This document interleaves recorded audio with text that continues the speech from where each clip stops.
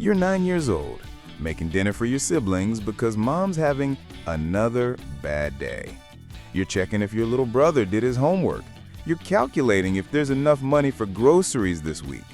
And somewhere in your child brain, you think this is normal.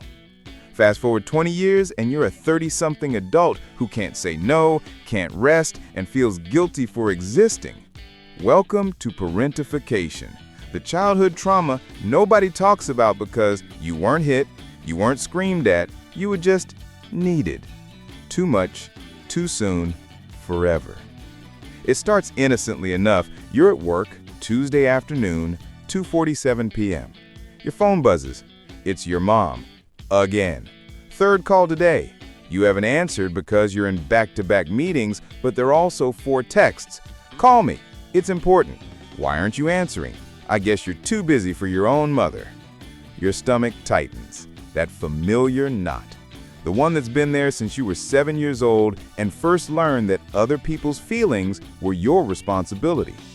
You're supposed to be reviewing a presentation for tomorrow's client pitch, but instead, you're running through the mental checklist. Did something happen? Is she okay? Is it actually urgent? Or is it the thing where she needs to tell you about her coworker's drama? Should you call back now or wait until after the meeting? If you wait, will she spiral? If you call, will your boss notice you're distracted again? You think about boundaries. Your therapist talks about them constantly. You don't have to manage your mother's emotions, she says. Easy for her to say. She didn't grow up being the emotional support animal for an entire household. She didn't spend her childhood translating adult problems into child-sized coping mechanisms. She didn't become fluent in crisis management before she learned algebra. You call back during your bathroom break, not because you want to, because the anxiety of not calling is worse than the exhaustion of calling. Your mom answers on the first ring. Finally, she says, I've been trying to reach you all day. I was in meetings, Mom. What's wrong? Nothing's wrong. Why does something have to be wrong? Can't I just talk to my daughter? There it is, the trap. If you say yes, you're stuck on the phone for 45 minutes hearing about her book club drama. If you say you're busy, you're the ungrateful child who abandoned her family for some corporate job. You choose option 3, the middle ground that satisfies nobody. Of course, Mom, I just have another meeting in 10 minutes. She sighs, the sigh, the one that says you've disappointed her again. Your brother called me crying yesterday. Did you know that? He's struggling with his marriage and he has nobody to talk to. Your brother is 35 years old. You want to say that. You don't. I didn't know. Did he try calling me? He shouldn't have to call you. He's your sister. You should check in on him. You're now managing your mother's anxiety about your brother's marriage while standing in a bathroom stall at work. This is normal for you. This has always been normal. Back at your desk, you text your brother. Mom said you called her upset. You okay? He responds immediately. I'm fine. She's overreacting. Why does she always do this? You screenshot the conversation to send to your mom as proof, then stop yourself. That's insane behavior. That's not your job. But the guilt is already settling in your chest like wet concrete. Your coworker Jason swings by your desk. Hey, you coming to the happy hour Friday? Team building thing? You want to say yes. Normal 30-year-olds say yes to happy hours. Instead, you check your mental calendar. Friday is the day you usually call your mom for her weekly catch-up. If you skip it, she'll be hurt. If you tell her you're going to happy hour, she'll say something like, must be nice to have time for friends, in that tone that makes you feel like you robbed a charity. You say, I'll see. Jason knows what that means. It means no. You're editing the presentation, but your mind is running parallel processing. Should I call my brother again? Should I tell my mom to stop putting me in the middle? Should I just be less available? Your therapist calls it setting boundaries. Your family calls it becoming cold or changing or acting like you're too good for us now. Your phone buzzes again. Your mom. Did you talk to him? You stare at the message. It's been 12 minutes since you texted your brother. 12 minutes and she's already checking if you've managed the situation she dumped on you. You don't respond. This is growth, you tell yourself. This is a boundary. It feels like cruelty. That's the thing about parentification. The healing feels like betrayal. Lunchtime, you're eating a sad desk salad because you didn't have time to meal prep this weekend. You didn't have time because you spent Saturday helping your sister move again. Third apartment in 2 years. You're so good at organizing, she said. Translation, you'll do the hard parts while I supervise. You think about saying no, you fantasize about it. No, I can't help you move. Hire movers, I'm busy. In your fantasy, you sound confident, reasonable. In reality, you said yes before she finished asking because that's what you do. You're the responsible one, the dependable one, the one who figures it out. Your boss emails, "Can you take lead on the Morrison Project? You're the only one I trust with this." It's a compliment and a burden. The project means late nights, weekend work, stress. But you can't say no to being needed. That's not a skill you developed. When you were 10 years old and your mom said, "I don't know how I'd survive without you," that became your entire personality. You accept the project, obviously. Now you're mentally Tetrising your schedule. Morrison Project deadlines, your mom's doctor appointment that you somehow became responsible for attending, your brother's crisis ongoing, your sister's move pending, your own therapy appointment likely to cancel, and that thing called self-care that everyone on Instagram talks about, but nobody actually does. Your phone again, group text, family chat, your aunt. Has anyone talked to your mom? She seems down. Translation, someone fix this. Preferably you. You're the fixer. You've always been the fixer. When you were 12 and your parents' marriage was falling apart, you became the emotional Switzerland. When you were 15 and your sister was acting out, you became the teen therapist. When you were 17 and money was tight, you got a job and started contributing to bills while your friends were applying to colleges.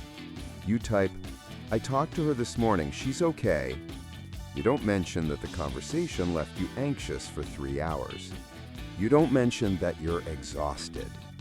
You don't mention that you wish someone, anyone, would ask if you're okay. Your aunt responds with a thumbs up. Problem solved. You solved it. Good job. Gold star. No actual relief, just the absence of immediate crisis, which is the closest thing to peace you know. Friday arrives. The happy hour you didn't commit to. You're still at work at 6:47 p.m. because the Morrison Project hit a snag. Your coworkers are leaving, laughing, making plans. Jason stops by. "Last chance, you sure?" You're about to decline when your phone rings. Your mom. If you don't answer, she'll call again and again. She'll text your siblings asking if anyone's heard from you. She'll create a crisis out of your unavailability. Because that's what happens when a child becomes a parent. The actual parent never learns to regulate their own anxiety. You answer, "Hey mom, I'm actually just finishing up work."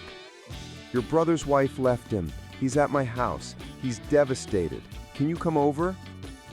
Your heart rate spikes. This is real. This is a real crisis. Finally, all that training pays off. You're needed, genuinely needed. This is what you're good at. I'll be there in 30 minutes. You grab your stuff.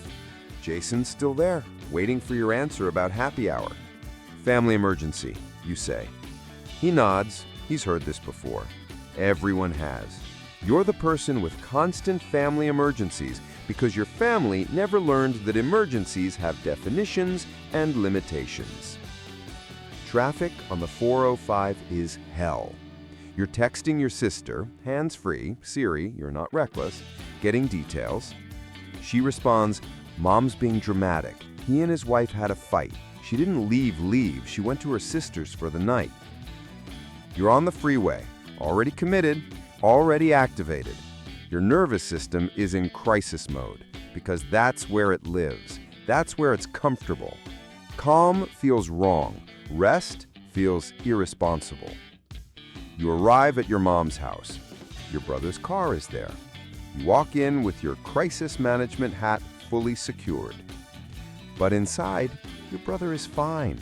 Upset, sure, but not devastated, not destroyed. He's eating leftover pizza and watching ESPN. "Oh, hey," he says. "Mom said you were coming. You didn't have to." Your mom appears from the kitchen. "I'm so glad you're here. He needs family right now." He's fine. He's literally fine.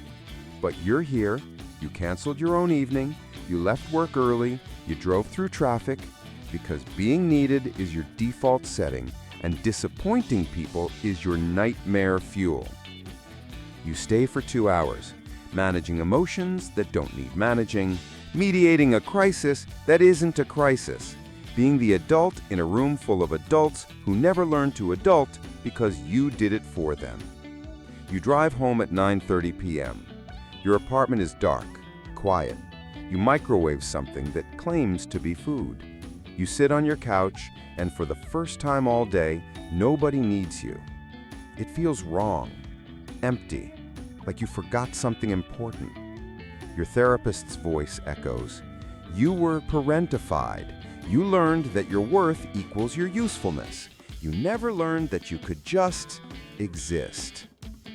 You check your phone. 3 texts from your mom thanking you for coming. Nothing from your brother. No acknowledgement from your sister that she gave you incomplete information. No recognition that you sacrificed your own evening for a non-emergency. This is your life. This is the adult result of being the child therapist, the junior accountant, the emotional support system, the family manager. You're competent, capable, reliable, and completely unable to relax, because relaxing means someone might be struggling without you. Monday morning, your alarm goes off, your phone has 2 missed calls from your mom. The subject line doesn't matter. The crisis doesn't matter. You'll answer anyway, because parentification doesn't end when childhood does. It just gets a salary and a therapist and a really good reputation for being so responsible.